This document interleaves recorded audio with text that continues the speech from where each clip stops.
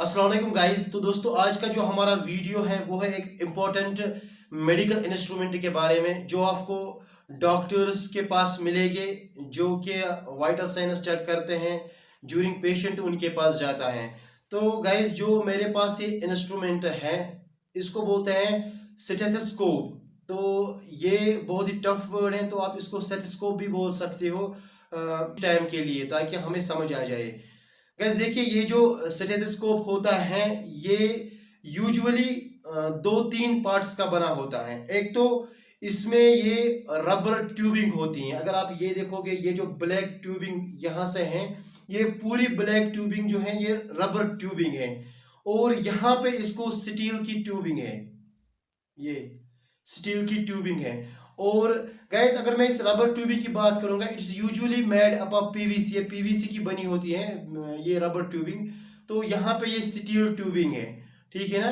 तो इस steel tubing के आगे जो आपको ये दो एयर नॉब्स बोलते हैं, इनको बोलते हैं एयर नॉब्स, इनको बोलती है एयर प्लग्स। तो आप इनको एयर नॉब्स भी बोल सकते हो, आप इनको एयर प्लग्स भी बोल सकते हो, जो कि हम कहां पे लगाते हैं, कानों में, in order to listen auscultation. Auscultation बोलते हैं साउंड को, मेडिकल टर्मिनोलॉजी में साउंड को ऑस्कल्टेशन बोलते हैं। तो in order to listen auscultation, in order to listen sound, तो उसके लिए हम इन एयर नॉब्स का इस्तेमाल करते हैं।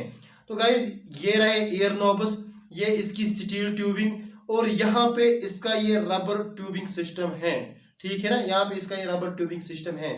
तो गाइस अगर हम इसके बाद दूसरे पार्ट की तरफ जाएंगे तो यहाँ पे आपको ये मिलेगा। तो इसको बोलते हैं, इस पूरे पार्ट को बोलते हैं चेस्ट पीस। इस पूरे पार्ट को जो राउंड होता है, ऐसे रोटेट होता है ऐसे, इसको बोलते हैं चेस्ट पीस।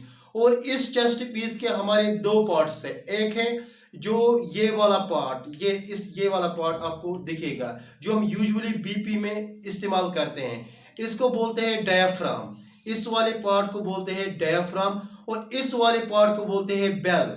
इस वाले पार्ट को बोलते हैं बेल, डायफ्राम एंड बेल।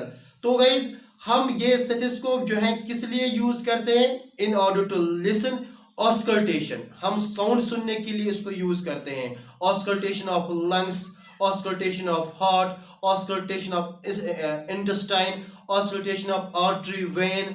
तो उनकी साउंड को सुनने के लिए हम इन चीजों का इस चीज का इस्तेमाल करते हैं। यूजुअली हम इस डायफ्राम का इस्तेमाल करते हैं और इस बेल का इस्तेमाल करते हैं।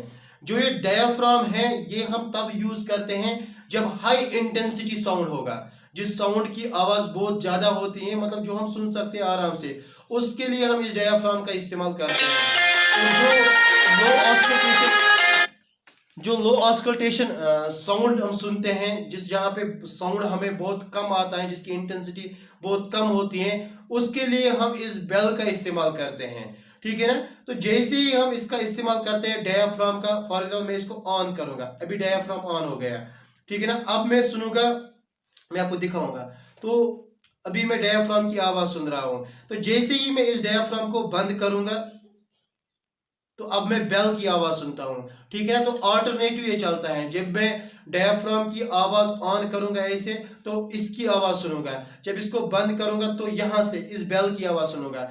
ये डायफ्राम हमें, मैंने बोला है, हाई इंटेंसिटी साउंड के लिए यूज होते हैं, तो ये बेल हमें लो इंटेंसिटी साउंड के लिए यूज होते हैं। लाइक मैं आपको बोलूंगा, हमें जो है बीपी में जब हम जब हम एडल्ट को, जो एडल्ट होता है उसकी ऑस्कल्टेशन सुनने के लिए, उसके साउंड सुनने के लिए यूजुअली हम इसका इस्तेमाल करते हैं, डायफ्राम का इस्तेमाल करते हैं। जब हमें किसी फीटल को, किसी बच्चे को ऑस्कल्टेशन सुननी है, उसकी ऑस्कल्टेशन सुननी है, तब हम यूजुअली इस बेल का इस्तेमाल करते हैं, ठीक है ना। और इस डायफ्राम के जो आप आसपास ये राउंड लाइक शेप देख रही हो, स्टील का बना हुआ होता है यूजुअली, तो मैं भी किसी में रबर का बना हुआ होगा, तो इसको बोलते हैं चिरलिंग, इसको बोलते हैं चिरलिंग। तो ये चिरलिंग हमें कहां पे यूज होता है, ये हम यूज करते हैं डायफ्राम को बंद करने के लिए, यानी कि इससे डायफ्राम जो है ये हिलता नहीं है। और दूसरा ये इस्तेमाल करता है जब हम इसको ऐसे हाथ में लेते हैं, फिर हम अपने हार्ट की ऑस्कल्टेशन सुनते हैं, तब हम इसके और इसके दरमियान जो ये बैरियर है ना, ये चिरलिंग बनाता है, यानी कि ये यूजुअली डायरेक्टली हार्ट को टच नहीं करते हमारे दो फिंगर्स। तो इसके लिए इस चिरलिंग का जो है यूज किया गया है, इस चिरलिंग को बनाया गया है, ठीक है ना। तो इसके बाद अगर मैं बात करूंगा आपको कि इसको किस तरीके से इस्तेमाल करना है, देखिए इससे पहले मैं एक और पार्ट बताऊंगा। जो आप ये ऐसे रोटेट करते हो ना, तो यहाँ पे आपको ये स्टील जैसा पार्ट मिलेगा, ये वाला पार्ट, ये स्टील जैसा पार्ट मिलेगा, इसको बोलते हैं स्टेम, स्टेम इसको बोलते हैं। तो इस स्टेम की वजह से हम इसको रोटेट कर पा रहे हैं। तो गाइस जब हम इस स्टेथोस्कोप का यूज करते हैं, तो इसको किस तरीके से इस्तेमाल करना है, इसको किस तरीके से यूज करना है। यूजुअली आपने देखा होगा कि जब हम इसका यूज करते हैं तो ये टेबल पे इस तरीके का रखना है, हमें ऐसे रखना है, यानी कि जो ये एयर प्लग्स होते हैं, ये एयर प्लग्स जो होने चाहिए ये आउटसाइड होने चाहिए, outside to patient, towards patient, ये टुवर्ड्स पेशेंट होने चाहिए, ऐसे नहीं। अगर मैं ऐसे रखूंगा तो ये जो एयर प्लग्स मतलब यहाँ से बाहर निकल रहे हैं, तो ये मेरी कानों की तरफ जाएगी, तो इसका मतलब यह है कि मैं आवाज जो है अच्छे तरीके से नहीं सुन पाऊंगा। तो मुझे यूजुअली इन एयर प्लग्स को बाहर की तरफ रखना है, तो टेबल पे भी मुझे ऐसे रखना है, ठीक है ना। जब मैं इसको टेबल पे ऐसे रखूंगा तो ये स्टील वाला पार्ट टच नहीं करेगा, बस ये एयर प्लग जो है थोड़ा टेबल पे रहेंगे, तो फिर इजीली उठा के अपने कानों में डालना है, और यहाँ से डायफ्राम का जो ये सिस्टम है या बेल का जो ये सिस्टम है ये ऑन करना है।